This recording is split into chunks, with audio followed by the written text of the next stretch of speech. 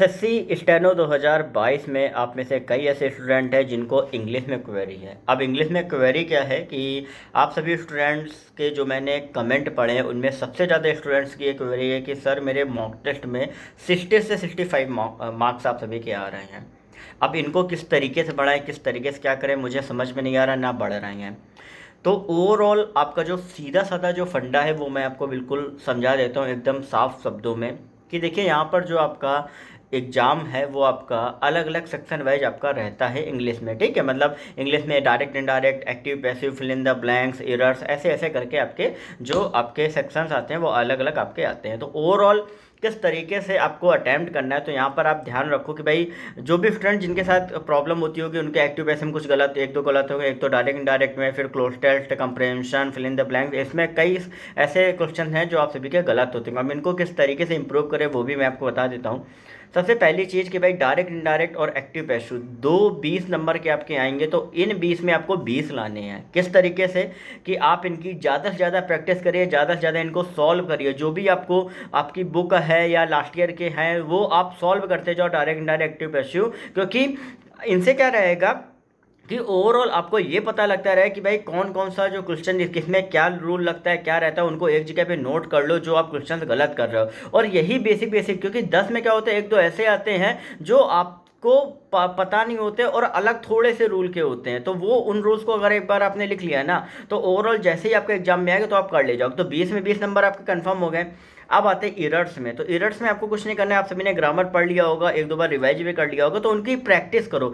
जितना ज़्यादा प्रैक्टिस करोगे उतना ही चीज़ें आपको समझ में आएंगी, उतना ही रूल समझ में आएंगे। कोई भी रूल अगर आपको लग रहा है कि नहीं यार ये नया हमने नहीं पढ़ा, एक जगह नोट डाउन कर लो। ये जो सेल्फ नोट्स जो है ना वो आपके बहुत ज़्यादा इंपॉर्टेंट होते हैं, क्योंकि ये आपके लास्ट जो आपका एग्जाम का एक दो दिन का टाइम होता है उस टाइम में ये सारी चीज़ें आप रिवाइज कर सकते हो शॉर्ट पीरियड में। ठीक है।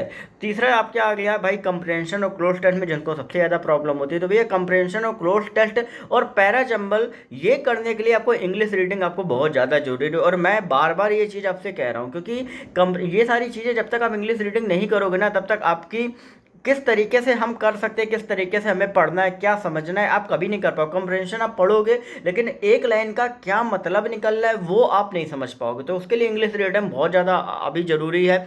अभी आपके पास टाइम है, आज 21 तारीख है, तो अभी भी अगर देखा जाए तो ओवरऑल अभी आपके पास 9 दिन, ये 17 9 7 16 लगभग 25 दिन का जो टाइम है, 25-26 दिन का जो टाइम है वो आप सभी के पास अभी भी बचा हुआ है। तो उसको अच्छे से यूटिलाइज करो। अगर अभी भी आप 1 घंटा रीडिंग करते हो तो कहीं ना कहीं आप काफ़ी इंप्रूव कर ले जाओगे, और जितना आप इंप्रूव करोगे वो आपके लिए बेनिफिशियल आप सभी के लिए रहेगा।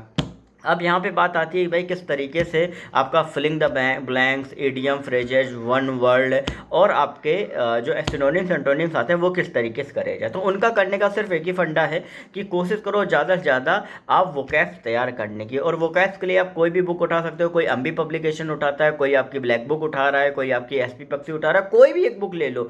और चाहो तो लास्ट ईयर के अगर आप चाहो तो रिवाइज करने तो वो भी आप कर सकते हो, लेकिन कोई भी एक बुक से अगर आप पढ़ रहे हो तो उसको अच्छे से पूरी तैयार करो। ये नहीं कि नहीं यहाँ कि आधी इससे पढ़ा आधी उससे पढ़ा, फिर आपका क्या होता है कि समझ में नहीं आ रहा है क्या करें क्या नहीं करें, क्योंकि आधे आधे पढ़ने में क्या होता है आप रिवाइज नहीं कर पाते हो। एक चीज़ ध्यान रखें कि जो भी चीज़ आप पढ़ रहे हो उसको रिवाइज करो। संडे को जो टाइम है ना वो आपको रिवीजन का टाइम होता है, तो उनको रिवाइज करो। जितना ज़्यादा आप रिवाइज करोगे ना उतना ही वो चीज़ आपके दिमाग में बैठ जाएंगे और कन्फ्यूजन क्रिएट नहीं होगी। पेपर में सबसे ज़्यादा जो प्रॉब्लम आती है वो होती है कन्फ्यूजन की, कि मुझे समझ में नहीं आ रहा है, ये होगा नहीं समझ में आता है। कई बार आपको एंटोनिम्स में सिमिलर वर्ड मिल जाते हैं वो आपको समझ में नहीं आते हैं। ठीक है, तो ये चीज़ आप कोशिश करो कि बिल्कुल भी गलती ना कर सको कि भाई मुझे डाउट आ रहा है, ये आ रहा है। रिवीजन करोगे तो डाउट आपको बिल्कुल भी क्रिएट नहीं होगा आप सभी को एग्जाम में। ठीक है। अब इसके बाद आई थिंक मेरे हिसाब से बची भाई ईडियम, फ्रेजेज और आपका वन वर्ड का। तो वन वर्ड के लिए आपको क्या है कि आप कोई भी बुक उठा सकते हो, बुक ले सकते हो, ईडियम फ्रेजेज के लिए भी ले सकते हो, और वो जो है वो आप इजीली कर ले जाओ, इतना उसमें प्रॉब्लम नहीं आएगी। ठीक है, तो बेसिकली ये जो मैंने आपको टॉपिक्स बताए हैं इन्हीं टॉपिक्स में से आपके जो मार्क्स है वो आपके कम होते हैं। तो अगर आप कुछ ना कुछ मेहनत करोगे, अभी भी अगर आप करोगे तो आप, मैं लिख के दे रहा हूँ कि कुछ नहीं तो अगर अच्छे से मेहनत करोगे तो आप हो सकता है कि 15 से 20 20 मार्क्स आप इंक्रीज कर लो, अभी 60 से 65 आ रहे हैं, हो सकता है उस टाइम पे आपके 75 से 80 या 85 तक इंक्रीज करें। ये डिपेंड करते हैं आपकी स्किल्स के ऊपर, किस तरीके से आप इस टाइम में मेहनत करते हो, ठीक है। तो ओवरऑल इस तरीके से कंसिस्टेंट प्रिपेयर करते जाओ। बाकी अगर कुछ भी आपको प्रॉब्लम आ रही तो आप हमारे इंस्टाग्राम पर सरकारी नौकरी वाले बाबा टाइप करके पूछ सकते हो, हमारे टेलीग्राम ग्रुप को ज्वाइन कर सकते हो बाकी अपडेट्स के लिए। और जो भी रहेगा वो मैं आपको बताता रहूँगा। लास्ट जो 20 डेज आपके जैसे ही बचेंगे उसमें क्या क्या चीज़ें करनी है वो भी मैं आपको बताता रहूँगा। बाकी मॉक टेस्ट की भी स्ट्रेटेजी मैंने आपको बता दी है, किस तरीके से आप सभी अपना मॉक टेस्ट लगा सकते हो। ओके।